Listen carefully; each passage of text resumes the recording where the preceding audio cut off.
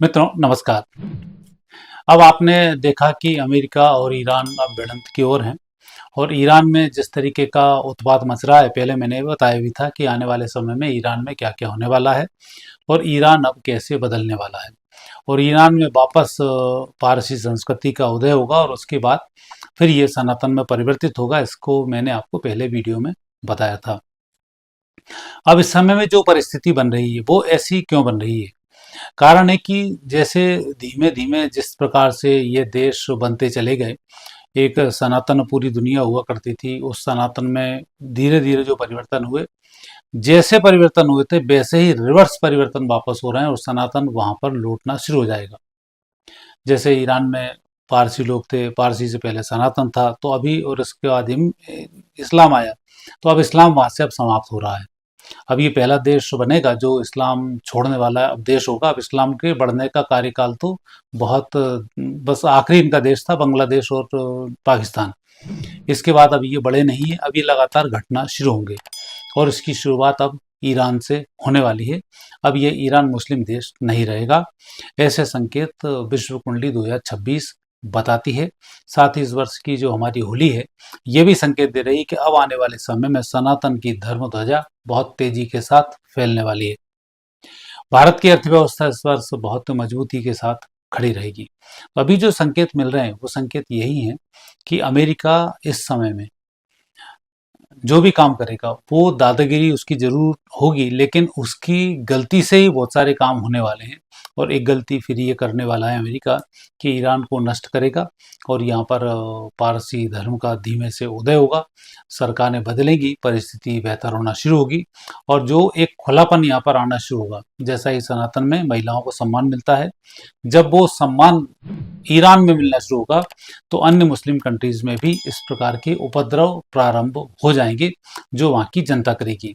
और जिस प्रकार से महिलाओं को दबा कर रखा गया है, अब वो नारी शक्ति का उदय होगा और वह उदय इस्लाम के अंत का भी कारण बनेगा।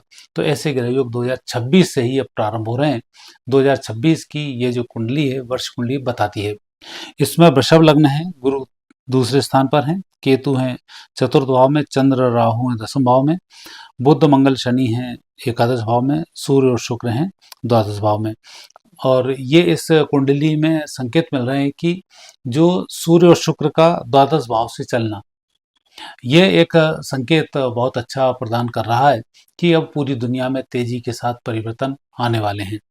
और यदि हम ईरान की कुंडली को लेते हैं तो ईरान की कुंडली में जो योग बनते हैं, मिथुन में लग्न है, दूसरे स्थान पर गुरु हैं, तीसरे स्थान पर शनि राहु हैं, भाग्य स्थान पर शुक्र और केतु हैं, दसम भाव में सूर्य मंगल और बुध हैं और द्वादश स्थान पर चंद्रमा है और गुरु की महादशा इनको चल रही है।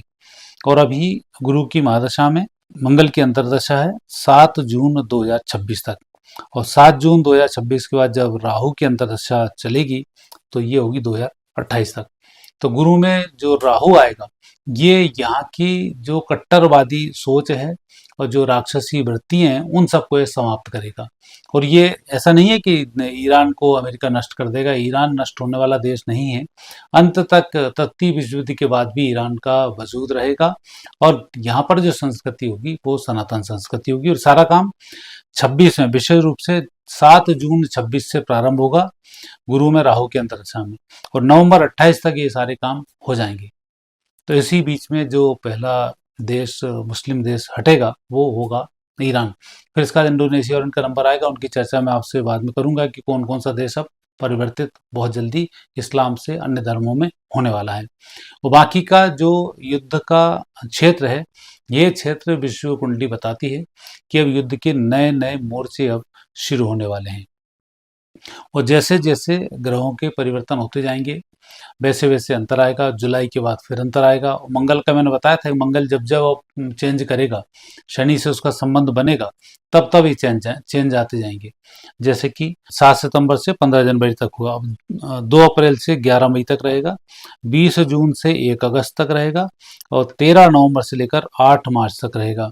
तो ये जो मंगल के ट्रांजिक्शन शनि के साथ जब जब योग बनेगा, तब तब ऐसी स्थिति लगातार बनती जाएगी। और आने वाले समय में इस तृतीय विश्व युद्ध की और धमाकेदार प्रस्तुति होती रहेगी, जहां कई गंभीर से गंभीर अस्त्रों का भी प्रयोग होने लगेगा। और 2026 तक तो स्थिति है, 27 की जो स्थिति बनती फिर वो आगे और भी गंभीर स्थिति निर्मित होने वाली है। तो अभी कुल मिलाकर ये जो संकेत मिल रहे हैं, ये संकेत प्रदान कर रहे हैं कि आने वाले समय में सनातन आने वाला है।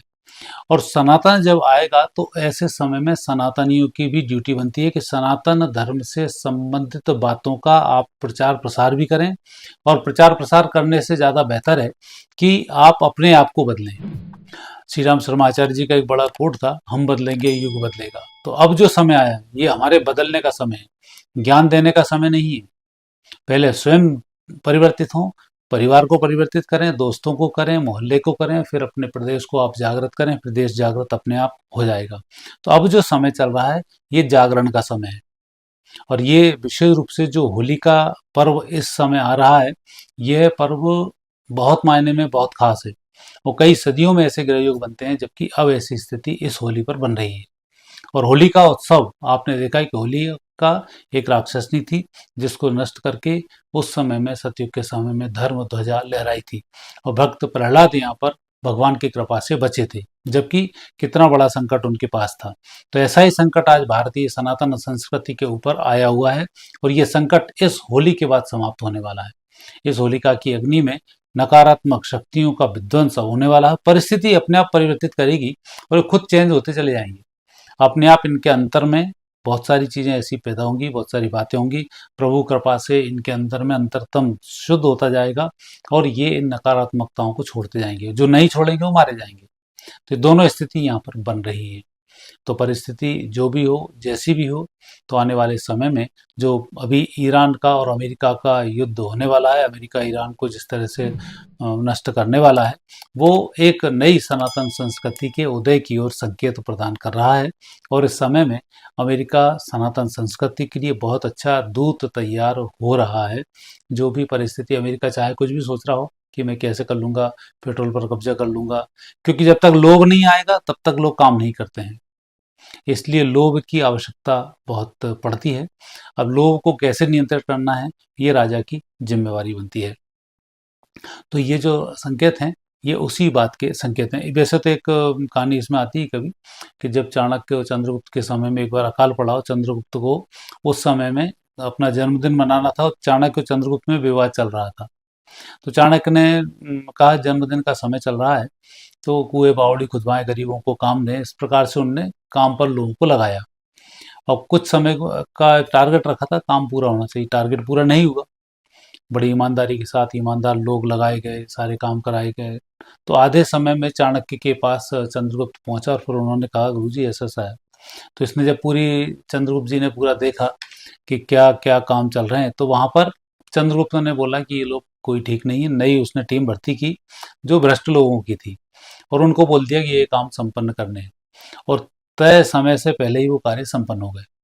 चंद्रगुप्त ने बोला ये कैसे काम कराया है, तो बोले जो ईमानदार लोग थे ये इस बात में अड़े रहे कि पैसा कहाँ से बचाएं और कैसे बचाएं, और जो भ्रष्ट लोग थे इनके दिमाग में आया कि पैसा कैसे कमाया जाए। तो तेजी के साथ उन्होंने काम संपन्न किया, और उस काम को समय से पहले निकाल दिया।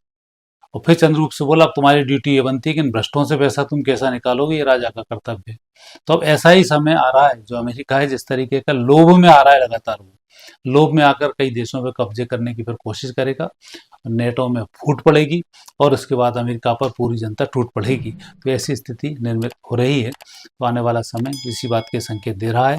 26 और संभल कर कार्य करने का है, 27 के बाद तो भगवान जाने क्या क्या होने वाला है, उसकी भी मैं आपसे चर्चा करता रहूंगा। मित्रों, आज इतना ही। आगे फिर नए विषय के साथ आपसे भेंट होगी। आगे दीजिए, नमस्कार।